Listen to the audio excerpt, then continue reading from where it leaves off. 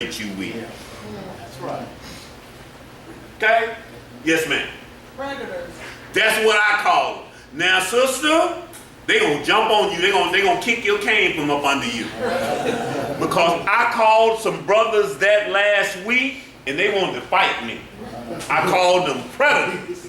And I am not too popular around here. Because that's what I call it too. I call it, you are a predator. And you prey upon the newcomer and the weak. That's what a predator is. A predator takes advantage of the weak, right? That's right. And it preys upon them.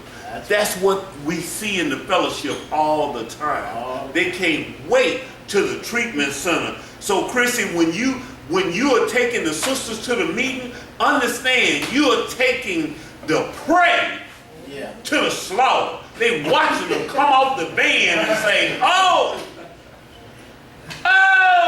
that's them people from the WARM program. Hey, sister, you need something? You need a book? Or you need somebody? They do it at it's not just you, every treatment center. That's what they do, right? They wait on them.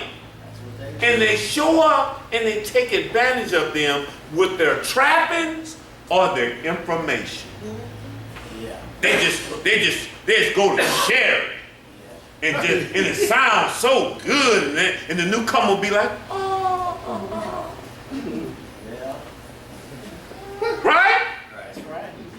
That's right. Pull up, hit the button, make their top go down, and say, this is what recovery looks like. Get in here. Yeah, all that. That's one of the things I can say I've never done. I've never taken advantage of the newcomer. I've done a whole bunch of stuff that I shouldn't have done. But this is one that I didn't do because Reverend Shelley told us not to do that. That's right. You know, That's right. he said it wasn't no women here. He told us not to go into the meeting. Now, what he told us that we probably shouldn't have done, he said go to the church. Now we took advantage of a whole bunch of people. A whole bunch of sisters in the church now. We did, we tried.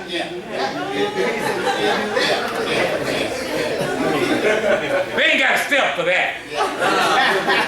They just call sin, right? I don't know what they call it. What they call that?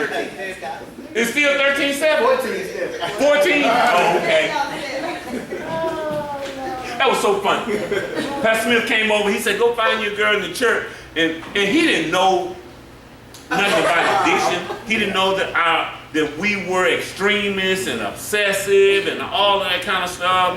And then he came back a couple years later. He said, brothers, y'all just can't run through. In other words, stop that. Like, shoot, dude, you turned us loose.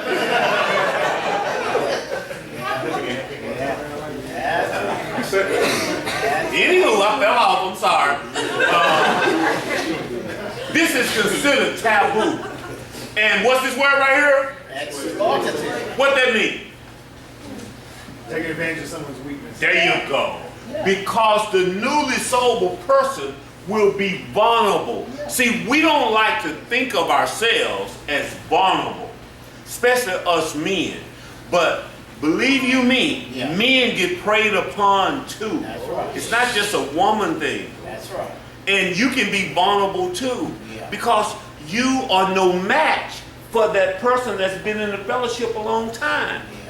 And they take advantage of you with their stuff and their knowledge. With their stuff, whatever that is, and their knowledge, because they sound so good. They got the answers to everything. And before you know it, they done took advantage of you sexually. You know? And it happened, and you in love. You know.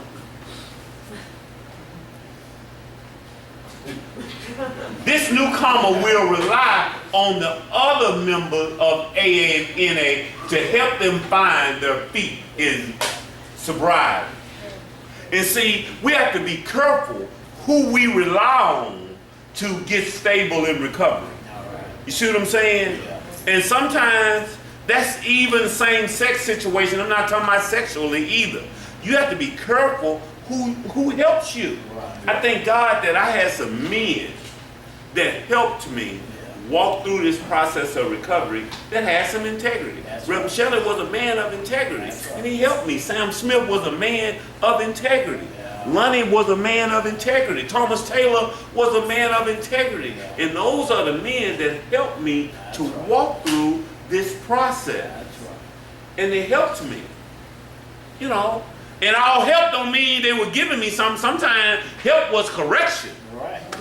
That's right. Most of the time with them, I don't know what God seen in me to think that I needed people like that to help me. I think I was misdiagnosed because I need stroking and compassion. I don't need hollering and you know what I'm saying? Have y'all ever felt misdiagnosed? That the people that's in charge of you seem a little too extreme or harsh?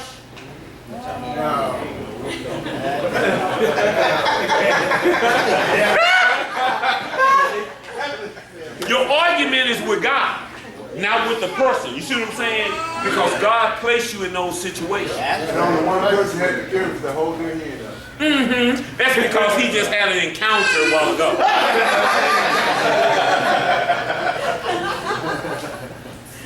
He was loved upon just a while ago. They will not be strong enough for a relationship, and their ability to make good choices can be compromised. And see, when you are new, you're not strong enough, y'all. When you have less than a year clean, you are not strong enough for a relationship. That's right. And you know what that means? That's all of y'all in here. Like my man here, he got his lovely family over there. Guess what? He's not strong enough to give you what you want right now. And so all of your needs, you got to put them upon God, because he can't handle giving you what you need. All of his energy and all of his emotions need to be put in his recovery, and that's unfair to you because he can't support you emotionally. He can't even hear all of your concerns because that overwhelms him. The 4th of July is coming up, and if you're saying to him, I can't get swimming suits for all of the kids, now he's stressed the hell out as a man, because now he got to make a decision to stay here or leave and go try to get some money. So he damned if he do, damned if he don't. And so it's unfair as a mate to say, so I can't even share with my man? Nope, you can't. Because that stresses him out. You go to sharing with him, and you go home, he's sitting on the porch. And you be like, brother, I was just sharing with you. He like, no, I gotta fix this. So be careful. He beat you home. Y'all ever had a puppy that you done took off and you drop him off and you get back home and the puppy's sitting on the porch, scratching on the door that night? That's us. Come down here and share with us if you want to. We'll be scratching on the door in the middle of the night. For real. And it's because we can't handle it, because we want to fix it in all seriousness. You see what I'm saying? It's hard to hear someone in your family struggling and you can't help. That's right. And so it's best not to share with them because we want to help. And if we don't, then we throw it out for a week in the treatment center because we worried about the situation that we can't fix. All right? So don't come down here and share everything with us. We can't handle it. And it affects our ability to make good choices. And we don't make good decisions as it is. And when we in love, we sure don't make good decisions. Right? You think about the relationships that you have gotten in. Just briefly, just go through your mind of your last 2 or 3 relationships, and you will find out that your picker is broke. Yeah. Right? Yeah. Yeah, we don't make good decisions. Unfortunately, there are people who will try to take advantage of such vulnerability to satisfy their sexual desires. And so, guess what, y'all? A lot of us have not valued ourselves in this area of sex, right? And so once we started to get clean and started to feel good about ourselves, we want to value ourselves. And what we don't need is somebody trying to take advantage of this area in me that's weak and broken for their own satisfaction. And that happens a lot, doesn't it? That's right. And what we need to be trying to understand is this. We don't need to use this area of our life for favors no more. You know what I'm saying? That's right. And anybody that tries to take advantage of that is a predator, as the sister said. You see what I'm saying? Yeah. And so we need to be careful. Us men too, we get preyed upon too. Yeah, that's right. Because I think the people across the street was preying on us. Oh my. They didn't see it that way, and we didn't see it that way. That's right. I had one to tell me, true story. Miss Jackson, Watch yourself. she came and got me, right? Took me away from here. Gave me a shirt and a tie. And I spoke to her the next day. She said, oh, no.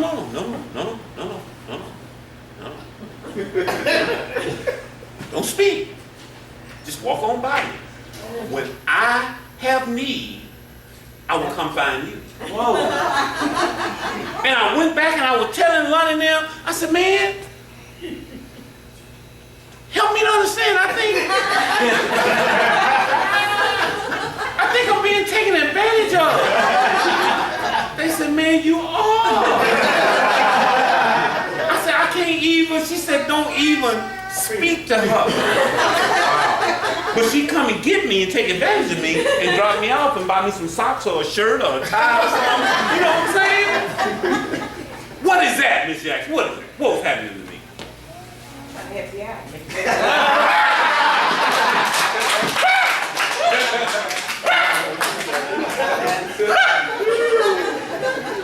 Now you let one of them brothers go and start buying these women's shirts and stuff and see if you gonna say that. You gonna say something else, right? They don't need their help. Oh, I didn't need their help either. See, that's the problem.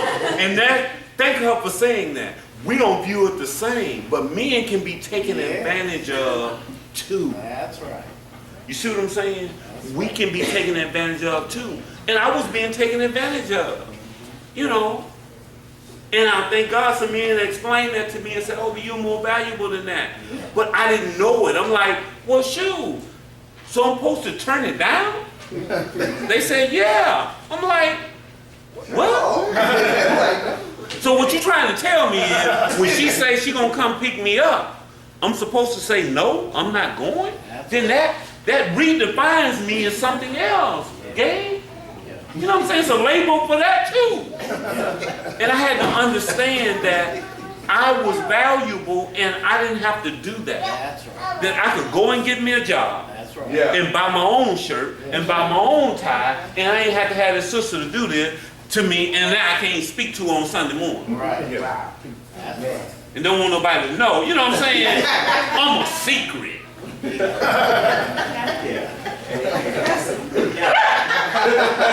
that something?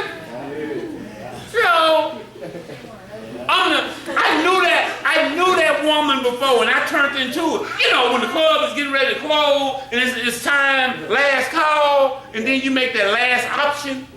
That was me. Some of y'all been the last call too. You too. You been it too.